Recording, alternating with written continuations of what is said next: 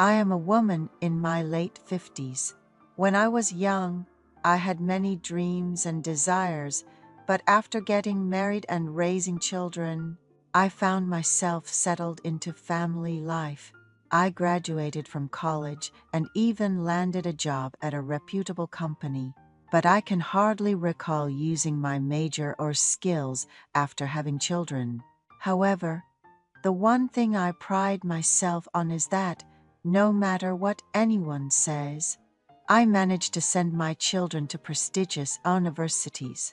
Having kids who attend top universities is a source of pride for me wherever I go. But as they became independent due to college and job searches, I realized I was left with nothing. My husband has been no comfort to me. It feels like we haven't had any real contact for about 10 years. Since our children became independent, we have been sleeping in separate rooms. When my husband comes home from work, we have dinner together and then go our separate ways. He's not the type to help around the house or suggest going out.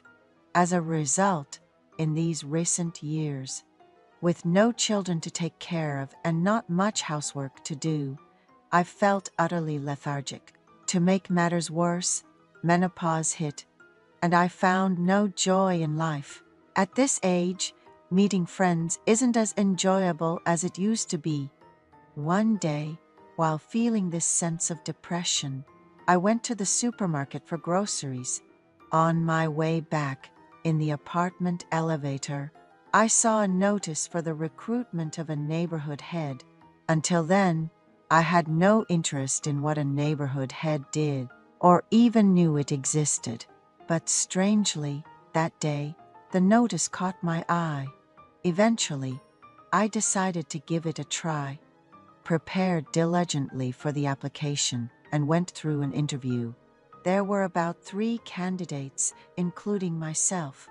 I expressed a strong desire to serve, which seemed to have made a good impression.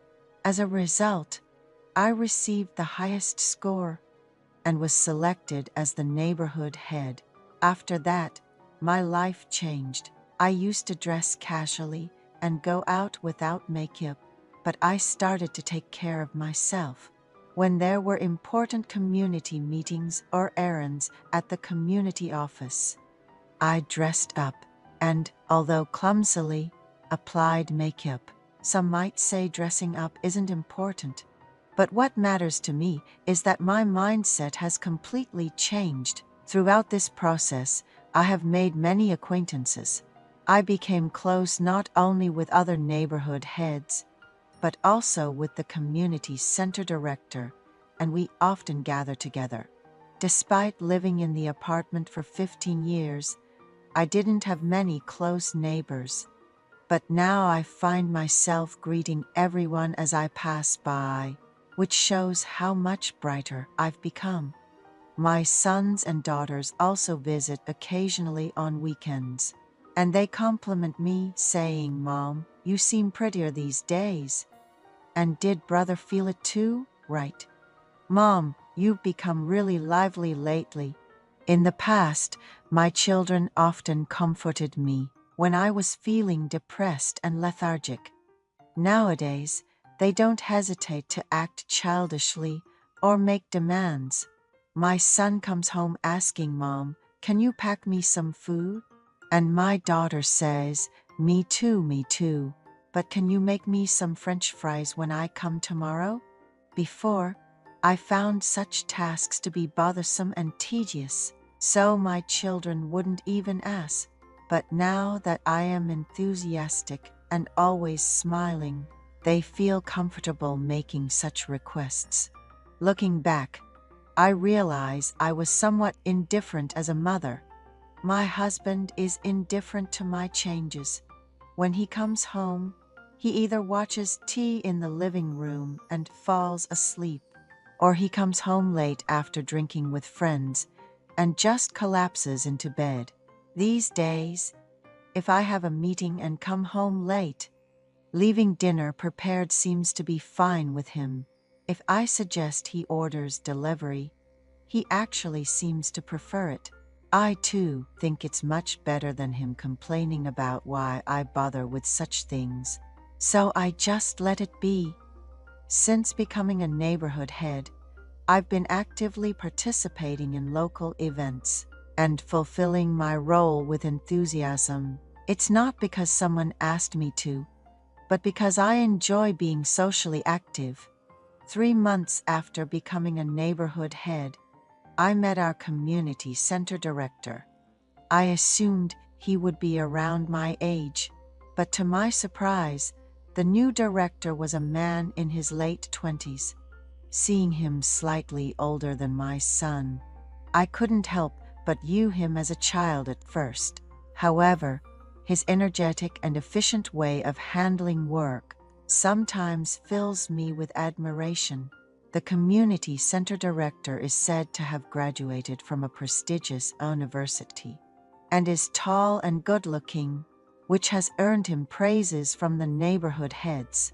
He also seems to be keen on exercising, as he has a muscular build that has caught the attention of the neighborhood ladies. I simply thought of him as a fine young man. Then, during a neighborhood heads workshop, I ended up having a personal conversation with him. All the neighborhood heads gathered for a 2-day workshop. During the day, we had productive meetings and fun, and in the evening, we had a barbecue party. Everyone started drinking heavily, saying let's do well in the future. I also drank a bit, but I didn't get drunk easily. I guess I had become strong to alcohol since I often drank a bottle or 2 of soju alone at home. Eventually, all the other neighborhood heads had left, and only the young community center director and I remained. It was a bit tough for just the 2 of us to clean up. After about an hour of struggling with the cleanup, the alcohol had worn off, and I felt a bit hungry, but it seemed odd to eat something or drink more at that time. So I was about to head to my room. That's when the young director, who had helped with the cleanup, asked me, "Would you like to have another drink? There are some snacks left too." Honestly, I was quite pleased and followed him into the room he was using. A few drinks in, I got to know more about the director. He talked smoothly about which university he had attended, why he became a community center director, and what his upbringing was like. During the conversation, I learned that his mother had passed away when he was young. His father had raised him alone, which must have been challenging during his growth years. The director said, "That became a regret from my childhood. Maybe that's why I felt more drawn to you." I didn't fully understand what he meant, but I comforted him, saying, "If you ever need help in the future, just let me know. You are like my own son to me, and I care about you." Then the community center director, staggering a bit, stood up and hugged me tightly from behind. It seemed he was very lonely, so I just patted his hand. A bit startled, I turned around, and at that moment, he kissed me. Perhaps because I had been sleeping in separate rooms from my husband for 10 years. The touch of a man felt very vivid to me. Although it happened in an instant, it felt natural. Rather, perhaps due to the influence of alcohol, the director and I actively desired each other. Thus, we spent a pleasant time together until almost dawn. After that, I, exhausted, went back to my room and fell asleep. In the morning, when everyone woke up, seeing me unusually low on energy, the other village heads commented, "You must have had a lot to drink yesterday. You better go home and rest. You look tired." Honestly, I hadn't slept much, and since the director was quite a young man, my legs, back, and waist were sore and I felt drained. The director didn't make it obvious but seemed to be avoiding me a bit. Feeling unwell, I went home and slept for a solid 12 hours. It felt like I had a body ache. Every part of my body hurt so much that I spent the whole day just sleeping. After a good sleep, I felt refreshed. When I checked my phone, there were many messages from the director, from missed calls to texts. The last message was, "I have something to tell you. I'll wait for you in front of U Cave until 1 p.m. By the time I saw the clock, it was almost 12 p.m. In a rush, I washed up, got ready, and went to meet the director at the cave. Since it was a place where locals frequently passed by, we eventually had to buy a cup of coffee and drive to a quiet park in another area to talk. The director said to me, "Can we meet here often in the future? Just to talk and give each other what we want."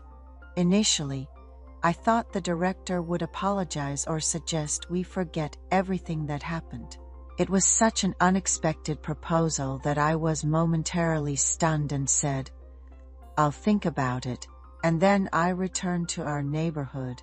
I spent a few days pondering what to do. It seemed like there was nothing bad for me in it. So after some thought, I wrote a note to the director saying, "Let's meet there at that time." Since then, we have been meeting frequently. Being in menopause and almost living like strangers with my husband, meeting such a young man feels wonderful. Indeed, because the director is young, there are days when I physically struggle. The director has remarkable stamina for a young man.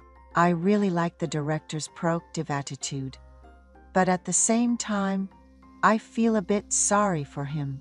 Lately, I've become a bit more daring, trying out things I've never done before. The director often praises me for this, and when he does, I turn into a shy girl. Now, I have about half a year left in my term as a village head. I had planned to do it just once, but now I'm contemplating doing it again, if only to not lose the director. One thing that worries me is that the director, now in his 30s, still doesn't have a girlfriend while we've been spending time together. I wonder if I'm being a hindrance to him starting a family, which is something a young man like him should be thinking about. It's a growing concern, wondering if I'm holding him back. If I were only to think of myself, continuing as we are now would be best. But when I consider the director's future, I know I can't just be selfish. Sometimes he seems to think of me as a girlfriend, and at other times, like a mother. Unless something major happens, I have no desire to end things with the director on my own. But I do worry if I'm just fulfilling my own desires. What's certain is that the director has become the meaning of my life. He brings the greatest satisfaction to both my body and my mind. I've heard that it's common for women, as they age, to have a lover. How could they do that even if the relationship with their husband is bad? I used to think. Now, I've become someone else. Thanks to the director, I've become a brighter and more vibrant person. I've even started exercising to build up my stamina. If someone finds out, my life might come crashing down. But I dare say these are the happiest times of my life. I don't know where this will end.